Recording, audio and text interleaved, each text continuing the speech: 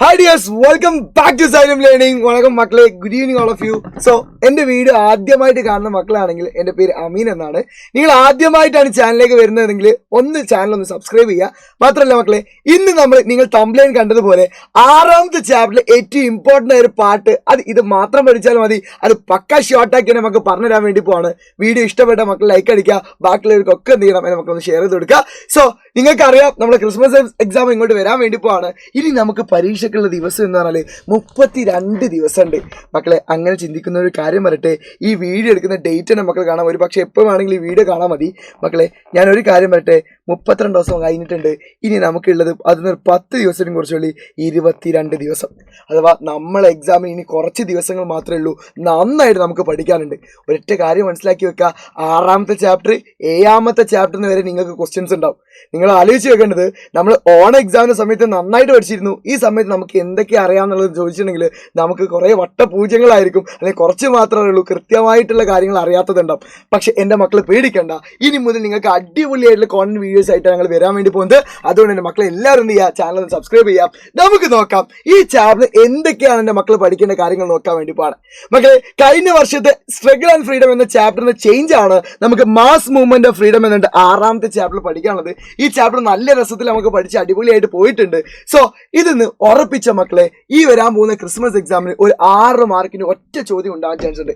ആ 6 മാർക്കിന് പ്രധാനപ്പെട്ട ചോദ്യമാണ് ഇന്ന് നമ്മൾ നോക്കാൻ വേണ്ടി പോകുന്നത്. എന്താന്ന് ചോദിച്ചിട്ടുണ്ടെങ്കിൽ, ഇങ്ങനത്തെ ഒരു സാധനം നമ്മൾ പഠിച്ചിട്ടുണ്ട്. ഫ്രം ചമ്പാരൻ ടു ഗേദ, ചമ്പാരൻ മുതൽ ഗേദ വരെ.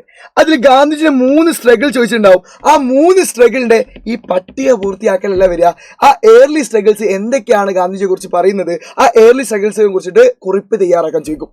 സ്വാഭാവികമായിട്ട് നമ്മൾ ഏറ്റവും വലിയ പ്രശ്നമാണ്, നമുക്ക് എല്ലാം അറിയാം, പക്ഷെ എക്സാമിന് നമുക്കത് എഴുതാൻ കിട്ടാറില്ല.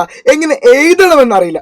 അങ്ങനത്തെ പ്രശ്നമുള്ള ആൾക്കാരുണ്ടോ? അങ്ങനെയുള്ള പ്രശ്നമുള്ള ആൾക്കാരുണ്ടെങ്കിൽ ഒറ്റ കാര്യമുള്ളൂ, നിങ്ങൾ കമന്റ് ബോക്സിൽ ഒരു പച്ച ഹാർട്ടോ അല്ലെ കരയുന്ന ഒരു ഇമോജി ഇടോ. എൻ്റെ മക്കൾക്ക് ഞാൻ കൃത്യമായിട്ട് പറഞ്ഞുതരാം എങ്ങനെയാണ് അത് എഴുതേണ്ടതെന്നുള്ളത്. അങ്ങനത്തെ ആരെങ്കിലും ഒന്നും കമന്റ് ചെയ്യണേ. എൻ്റെ മക്കൾ പേടിക്കണ്ട, ഇന്ന് ഞാൻ ഒറ്റ കാര്യം ചെയ്യുന്നുള്ളൂ. ഏത് ചോദ്യം വന്നോട്ടെ അതിൽ എങ്ങനെയാണ് എഴുതേണ്ടത്, പ്രത്യേകിച്ച് 6ാമത്തെ ചാപ്റ്റർ നമുക്ക് നോക്കാം. ഗാന്ധിജിന്റെ ആദ്യകാല സമരങ്ങൾ 3 ഉണ്ട്. ആ 3 സമരങ്ങൾ എങ്ങനെയൊക്കെയാണ് വിജയിച്ചത് കാര്യങ്ങൾ നമ്മൾ നോക്കാൻ വേണ്ടി നമുക്കറിയാം. 1915 ഗാന്ധിജി വരുന്നത്. ഗാന്ധിജി വന്ന അന്ന് തന്നെ സമരം നടത്തിയിട്ടുണ്ടോ? ഇല്ല. ഗാന്ധിജി ആദ്യമായിട്ട് സമരം നടക്കുന്നത് 1917 സ്ട്രഗിൾ ഓഫ് ചമ്പാരനാണ്. മക്കൾ ഏത് സ്ട്രഗിൾ ചോദിച്ചിട്ട് എൻ്റെ മക്കൾ എഴുതേണ്ടത് എന്താ അറിയോ? നോക്കിക്കോളി, നിങ്ങളെ ബുക്കിൽ ഇത്രത്തോളം പാർട്ടുള്ള സാധനമാണ്. നിങ്ങൾ അതൊന്നും പഠിക്കേണ്ട. ഏത് സമരം ചോദിക്കട്ടെ എൻ്റെ മക്കൾ ഷോർട്ടാക്കാൻ പറ്റും. ഒന്ന് നിങ്ങൾ പഠിക്കണം, ഡേറ്റ്, പ്ലേസ്. പിന്നെ നിങ്ങൾ നോക്കേണ്ട സാധനം എന്താ അറിയോ? അതിൽ 3 കാര്യമാണ്. ആ 3 കാര്യം ഞാൻ എഴുതാൻ വേണ്ടി പോവാണ്. എന്തൊക്കെ നോക്കണം ചോദിച്ചിട്ടുണ്ടെങ്കിൽ, എൻ്റെ മക്കൾ നോക്കേണ്ട സാധനമാണ് റീസൺ, അടുത്തതാണ് എഫക്റ്റ്, അടുത്തതാണ് റിസൾട്ട്. ഈ 3 കാര്യം എൻ്റെ മക്കൾ കൃത്യമായിട്ട് പഠിച്ചാൽ എല്ലാത്തിലും എഴുതാൻ പറ്റും. നോക്കിയാൽ ഓരോന്നിനും ഓരോ റീസൺസ് ഉണ്ടാവും. ഇനി ഇവിടെ നോക്കുകയാണെങ്കിൽ, അല്ലെങ്കിൽ അടുത്ത നോക്കുകയാണെങ്കിൽ അതിനുണ്ടാവും റീസൺ, എഫക്റ്റ്, റിസൾട്ട് ഉണ്ടാവും. നമുക്ക് ആദ്യം നോക്കാം. ആദ്യത്തെ സമരം 1907 പറഞ്ഞത് ചമ്പാരൻ, ബീഹാറിലാണ്. മക്കളെ എന്ത് ചോദിക്കുകയാണെങ്കിലും ഡേറ്റ് കൃത്യമായിട്ട് പഠിച്ചു വെക്കുക. ഡേറ്റ് പഠിച്ചാൽ 1 മാർക്കാണ്. പ്ലേസും കിട്ടി, അതിന് നിങ്ങൾക്ക് 1 മാർക്ക് കിട്ടും. എന്താ റീസൺ? പക്ക എൻ്റെ മക്കൾ ഇതിന് കൂടുതൽ നിങ്ങൾക്ക് അറിയാൻ മതി. പക്ഷെ എന്ത് എഴുതണം? ഇതെങ്കിലും എൻ്റെ മക്കൾ എഴുതി വെക്കണം. The problems of indigo farmers. Indigo ഫാമേഴ്സിന് ബാക്കി ഇഷ്യൂസ് ഒക്കെ ഉണ്ട്, പക്ഷെ ഇതെങ്കിലും എൻ്റെ മക്കൾ എന്ത് ചെയ്യണം? എഴുതണം. നീലം കർഷകരുടെ പ്രശ്നം. നീലം കർഷക പ്രശ്നം ഉണ്ടാകുമ്പോൾ എന്ത് ചെയ്തത്? ഗാന്ധിജി ഇടപെട്ടു. ഗാന്ധിജി എന്ത് ഇടപെട്ടാലും എൻ്റെ മക്കൾക്ക് എഫക്ട് ചെയ്താൻ പറ്റുന്ന സാധനമാണ് ഞാൻ ഇവിടെ ഷോർട്ടാക്കി കൊടുത്തത്. Gandhiji got involved in the strike and started satyagraha and civil disobedience the rules. മലയാളക്കാർ പറയുകയാണെങ്കിൽ, ഗാന്ധിജി സമരത്തിലേക്ക് ഇടപെടുകയും അഹിംസയും സത്യാഗ്രഹവും നിയമലംഘനവും നടത്തി. റെഡിയാണല്ലോ? എന്താ മക്കൾ ഒന്നുകൂടി വായിച്ചു നോക്കി. Gandhiji got involved in the strike and started satyagraha and civil disobedience of rulers. അതെന്നെ ചമ്പാരനിൽ നടന്നത്. ആഫ്റ്റർ എന്ത് ചെയ്തു? ദ അതോറിറ്റീസ് ഒന്നെങ്കിൽ അഗ്രീഡ് എന്ന് കൊടുക്കുക, കമ്പൽഡ് എന്ത് ചെയ്തു? Pass law. ഇവർക്ക് അനുകൂലമായിട്ട് എന്താക്കി മക്കളെ? നിയമം പാസ്സാക്കി. നിയമം എന്താ ചെയ്തിട്ടുണ്ട്? പാസ്സാക്കി. അപ്പൊ എൻ്റെ മക്കൾക്ക് സ്ട്രഗിൾ ഓഫ് ചമ്പാരൻ ചോദിക്കുകയാണെങ്കിൽ ഈ 3 കാര്യം എൻ്റെ മക്കൾ ആലോചിച്ചാൽ മതി. Reason, effect, result. അപ്പൊ നമുക്ക് എഴുതാൻ പറ്റും. The struggle in Champaran in 1917 Champaran Bihar, the reason of the problems of indigo farmers. There are lot of farmers were എന്ത് ചെയ്യുന്നു? ഫമൈൻസ് ആൻഡ് എന്ത് ചെയ്യാൻ പറ്റും? Famines and lot of problems issues. That time Gandhiji എന്ത് ചെയ്തു? എഫക്ട് വരിക. That time Gandhiji got involved in the strike and started satyagraha civil disobedience the rulers and the authorities agreed or compelled. ഒന്നെങ്കിൽ agreed or compelled ചെയ്തിട്ടുള്ളൂ. Agreed pass the laws. ഒന്ന് കഴിഞ്ഞല്ലോ. ഇനി നോക്കിക്കോളി, ഇതേ സാധനം തന്നെയാണ് അടുത്തത് വരാൻ പോകുന്നത്. കോട്ടൺ മിൽ സ്ട്രൈക്ക്, തുണിമിൽ സമരം. ഏതൊക്കെ പഠിക്കണം? 3 കാര്യമാണ് നോക്കേണ്ടത്. ഏതൊക്കെയാണ് 3 കാര്യങ്ങളുടെ മക്കൾക്ക് ഓർമ്മയുണ്ടോ? മക്കൾ ഇത് നോട്ടിലേക്ക് എഴുതി തന്നെ പഠിക്കണേ. ഏതൊക്കെയാണ്? ഒന്ന് റീസൺ ഉണ്ട്, ഒന്ന് എഫക്റ്റ് ഉണ്ട്, അടുത്തതാണ് എന്ത് മക്കളെ? റിസൾട്ട്. നോക്കിക്കോളി, ഇതിലെ റീസൺ എന്താണ്? എന്തിനാണ് സ്ട്രൈക്ക് നടന്നത്? എന്തിനാണ് strike? For the wage hike of cotton mill workers. തുണിമിൽ തൊഴിലാളികളെ വേതന വർദ്ധനവിന് വേണ്ടിയിട്ടാണ് നടന്നത്. അതെങ്കിലും എന്റെ മക്കൾ എഴുതി വെക്കണം. ബാക്കിയൊക്കെ അറിയാം. പ്ലാഗ് എന്ന് പറഞ്ഞ രോഗം വന്നു. ആ പ്ലാഗ് എന്ന രോഗം വന്നപ്പോൾ എന്ത് ചെയ്യും? ബോണസ് കൊടുക്കാന്ന് പറഞ്ഞു. എത്ര പെർസെന്റേജ് ചെയ്യുന്നു? 80% ബോണസ് കൊടുക്കാന്ന് പറഞ്ഞു. അത് കൊടുക്കാത്തതാണ് പ്രശ്നങ്ങൾ. പക്ഷെ ഇതെങ്കിലും എന്റെ മക്കൾ ഷോർട്ടാക്കി എഴുതി വെക്കണം. Strike for the wage hike of cotton mill workers. അപ്പൊ എന്ത് ചെയ്ത്? എഫക്ട് എന്താ മക്കളെ? എല്ലാത്തിലെയും എഫക്ട് എന്താണ്? തുല്യമാണ്. എല്ലാത്തിലെയും എഫക്ട് തുല്യമാണ്. എന്താണ്? Gandhiji got involved in the strike and started satyagraha and civil disobedience. Gandhiji സമരത്തിൽ ഇടപെടുകയും അഹിംസയും സത്യാഗ്രഹവും നിയമലംഘനം നടത്തി. എന്ത് ചോദിച്ചാൽ ഗാന്ധി നടത്തി ഇതിൽ പെട്ടതാണ്. അപ്പൊ എന്റെ മക്കൾ കൺഫ്യൂഷൻ ഉണ്ടാവില്ല. ലാസ്റ്റ് എന്ത് ചെയ്തിട്ടുണ്ടാവും? The authorities. അപ്പൊ എന്ത് ചെയ്തു? ബ്രിട്ടീഷ് ഗവൺമെന്റ് ഒന്നെങ്കിൽ എന്ത് ചെയ്തു? സമ്മതിച്ചു, അല്ലെങ്കിൽ നിർബന്ധിതരായി. അതാണ് അഗ്രീഡ് ഓർ കമ്പൽഡ്. ഇവിടെ എന്താണ്? Hike the wage. വേതനം എന്ത് ചെയ്തു? വേതനം എന്ത് ചെയ്തു? വേതനം കൂട്ടിക്കൊടുത്തു. വേതനം കൂട്ടിക്കൊടുത്തു. കൊടുത്തു എന്ന് മനസ്സിലാക്കി. വേതനം കൂട്ടിക്കൊടുത്തു. മാത്രമേ ഇനി അടുത്ത നോക്കാം. അടുത്ത സമരമാണ് ഗേദ കർഷക സമരം. ഏതാ വർഷം നമുക്കറിയാം? 1918 ആണ്. ഗുജറാത്താണ്. 3 കാര്യം നോക്കേണ്ടത് നമ്മൾ പഠിച്ചിട്ടുണ്ട്.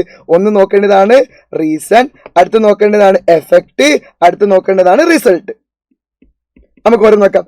എന്താ ഇവിടെ റീസൺ? എന്താ? Due to drought and crop failure. ആ സമയത്ത് എന്ത് ചെയ്തു? British government increase the tax. അവിടെ എന്ത് ചെയ്തു? വരൾച്ചയും കൃഷിനാശവും നടന്നു. ആ സമയത്ത് എന്ത് ചെയ്തു? നികുതി കൂട്ടി. അതാ പ്രശ്നം. അവരെന്ത് ചെയ്തു? ഗാന്ധിജി എടുത്തു വന്ന് നോക്കിക്കോളി. എന്താ ചെയ്തേണ്ടത്? Gandhiji got involved in the strike and started satyagraha and civil disobedience of the rulers. അപ്പൊ എന്ത് result? The authorities agreed or compelled കൊടുക്കുക. Reduce the tax. Reduce tax എന്ത് ചെയ്തു? അവർക്ക് എന്ത് കുറച്ച് കൊടുത്തു? നികുതി കുറച്ച് കൊടുത്തു. അപ്പൊ മക്കളെ, നിങ്ങൾക്ക് ചിലപ്പോൾ എന്ത് തരും? ഏർലി സ്ട്രഗിൾസ് ഓഫ് ഗാന്ധിജി എന്നോ അല്ലെങ്കിൽ ഏതെങ്കിലും ഒരു സമരം ചോദിക്കും. ഒന്നെങ്കിൽ 3 മാർക്ക്, അല്ല 6 മാർക്ക്. എന്റെ മക്കൾക്ക് എഴുതേണ്ടത് എന്താണ്? ഇത് വെച്ചിട്ട് എന്ത് ചെയ്യുക? എഴുതാം. അപ്പൊ കണ്ടല്ലോ, ഈ ടേബിൾ എങ്ങനെ വേണമെന്ന് ചോദിച്ചാൽ എന്റെ മക്കൾ കിട്ടല്ലോ. സെറ്റ് ആണല്ലോ? പ്രശ്നമുണ്ടോ? കുഴപ്പമുണ്ടോ? ക്ലിയർ ആണ്? സെറ്റ് ആണെങ്കിൽ സെറ്റ് ചേർന്ന് കമന്റ് ചെയ്യോ? കഴിഞ്ഞിട്ടില്ല. പക്ഷേ നമ്മൾ ഇത് മാത്രം പഠിച്ചു പോയിട്ട് കാര്യമില്ല. ഈ സ്ട്രഗിൾ ഓഫ് ഫ്രീഡത്തിൽ പുതിയ 3 SCERT ബേസിൽ ഒരു കാര്യം നമുക്ക് പറയട്ടെ. ഇതായിട്ട് ബന്ധപ്പെടുന്ന ചോദിച്ചറിയോ? ഈ 3 സമരങ്ങളിലും ഗാന്ധിജിയിൽ എന്താണ് സംഭവിച്ചത്? ഗാന്ധിജിക്ക് എന്താണ് റിസൾട്ട് ഉണ്ടായത്? അപ്പൊ നമുക്ക് ഡൗട്ട് ആവും. ഇതിന് 3 ഇപ്പം എന്താ ഉണ്ടായത്? നിങ്ങൾ ഡൗട്ട് ഉണ്ടാവും. അങ്ങനെ ഒരു ചോദ്യം വന്നാൽ എൻ്റെ മക്കൾ മറക്കരുത്. ആ ചോദ്യം നമുക്ക് ചോദിക്കാൻ പറ്റുമോ എന്ന് വെച്ചിട്ടുണ്ടെങ്കിൽ മക്കളെ മനസ്സിലാക്കി വെക്കുക. ബുക്കിൽ ഇങ്ങനെ ചോദ്യം കണ്ടാൽ എൻ്റെ മക്കൾ മനസ്സിലാക്കി വെക്കുക, എക്സാമിന് വരാൻ ചാൻസ് ഉണ്ട്. ഇപ്പോഴത്തെ ക്വസ്റ്റ്യൻസിന്റെ പ്രത്യേകതയാണ് മക്കളെ, SCERT ബേസിലെ എല്ലാ ചോദ്യവും ഞാൻ നിങ്ങൾക്ക് ചെയ്തു തരും. കോണ്ടന്റ് വീഡിയോസ് എൻ്റെ കാണുകയാണെങ്കിൽ എൻ്റെ മക്കൾ കണ്ടുക്കോ. കാരണം എല്ലാ SCERT ബേസ് ക്വസ്റ്റ്യൻ ചെയ്ത് കഴിഞ്ഞാൽ നിങ്ങൾ പഠിച്ചു കഴിഞ്ഞു. ഞാൻ ഒരു സിമ്പിൾ ട്രിക്ക് നമുക്ക് പറഞ്ഞിട്ടെ മക്കളെ. ക്രിസ്മസ് എക്സാമിന് മുന്നേ തന്നെ നിങ്ങൾക്ക് എന്ത് ചെയ്തിട്ടുണ്ട്? മോഡൽ ക്വസ്റ്റ്യൻസ് തന്നിട്ടുണ്ട്. അപ്പോൾ വേറെ ഒരു ക്വസ്റ്റ്യൻസ് നമുക്കില്ല. ആ മോഡൽ ക്വസ്റ്റ്യൻസിലെ ഈ പ്രാവശ്യത്തെ ചാപ്റ്ററിൽ 4-ാമത്തെയും 5-ാമത്തെയും 6-ാമത്തെയും ചാപ്റ്ററിൽ വരുന്ന ക്വസ്റ്റ്യൻസ് ഉണ്ടോ? ആ ക്വസ്റ്റ്യൻസ് മൊത്തം ചെയ്ത് പഠിച്ചോ എന്നെ നമുക്ക് കിട്ടും. നന്നായിട്ട് പഠിച്ചോ എന്നെ നമുക്ക് കിട്ടിയിരിക്കും. അപ്പൊ നോക്കാം, ഇവിടത്തെ ചോദ്യം നമുക്കൊന്ന് വായിച്ചു നോക്കാം. ചോദ്യം: ഇന്ത്യയിൽ ഗാന്ധിജി പങ്കെടുത്ത ആദ്യകാല സമരങ്ങളുടെ പൊതുസവിശേഷതകൾ നമ്മൾ കണ്ടു. അതൊക്കെ കണ്ടെത്തി ചാർട്ട് തയ്യാറാക്കും. നമ്മൾ ചാർട്ടാക്കിയിട്ട് മാറ്റി ഇന്ത്യയിൽ ആ ചാർട്ട് രൂപരേഖ സമരവുമായി ബന്ധപ്പെട്ട് അടയാളപ്പെടുത്തി ചാർട്ടിൽ ഉൾപ്പെടുത്തുക. ഇതിൽ ചോദിച്ചാണ് ഗാന്ധിജിയുടെ ആദ്യകാല സമരങ്ങളുടെ പൊതു സവിശേഷത. ഏർലി മൂവ്മെന്റ്സിന്റെ എന്തൊക്കെയാണ് ഫീച്ചേഴ്സ്? എന്തൊക്കെയാണ് ഈ 3 സമരങ്ങൾക്കുണ്ടായ മെച്ചങ്ങൾ? എന്തൊക്കെയാണ്? ഇങ്ങനെ ചോദ്യം തന്നാൽ പോലെ എൻ്റെ മക്കൾ പെടരുത്. അതുകൊണ്ടാണ് ഞാൻ ഈ ചോദ്യം ഉൾപ്പെടുത്തിയത്. അങ്ങനെ വന്ന എൻ്റെ മക്കൾ ഇതിൻ്റെ പോയിന്റ്സ് ഞാൻ ഇവിടെ കൊടുത്തിട്ടുണ്ട്. Let's find the result of the early struggles of Gandhiji. ഒറ്റ കാര്യമുള്ളൂ, 3 സമരം വിജയിച്ച് അതോടെ എന്തായിട്ടുണ്ട് നമുക്ക് മനസ്സിലാക്കി വെക്കുക. ഐഡിയാസ് ആൻഡ് മെത്തേഡ്സ് ഒക്കെ എന്ത് ചെയ്തിട്ടുണ്ട്?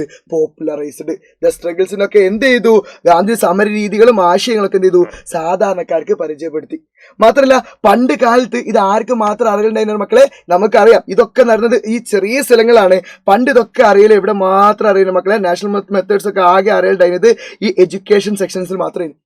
അവർക്ക് മാത്രമേ നാഷണൽ മൂവ്മെന്റ്സിനെ കുറിച്ച് അറിയാം. ഇതിപ്പോൾ സാധാരണ സ്ഥലങ്ങളായപ്പോൾ എന്ത് ചെയ്തു? ലെയ്മാൻ പീപ്പിൾസ് എന്ത് ചെയ്യാൻ തുടങ്ങി? അറിയാൻ തുടങ്ങി. അപ്പൊ അഥവാ സിമ്പിളായിട്ട് പറയുകയാണെങ്കിൽ വിദ്യാസമ്പന്നരായ ആൾക്കാർക്ക് മാത്രം ഒതുങ്ങി നിന്ന ദേശീയ പ്രസ്ഥാനം എങ്ങോട്ട് എത്തി? സാധാരണ ജനങ്ങളിലേക്ക് എത്തി.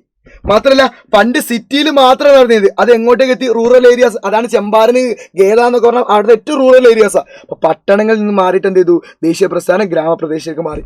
കാരണം ഗാന്ധിജി വന്നുകൊണ്ട്. സ്വാഭാവികമായിട്ട് ഇതൊക്കെ നടന്നുകൊണ്ട് തന്നെ എന്ത് ചെയ്തു? എല്ലാവർക്കും സ്വീകാരനായിട്ടുള്ള ഒരു ലീഡറായിട്ട് ആര് മാറി? ഗാന്ധിജി മാറി.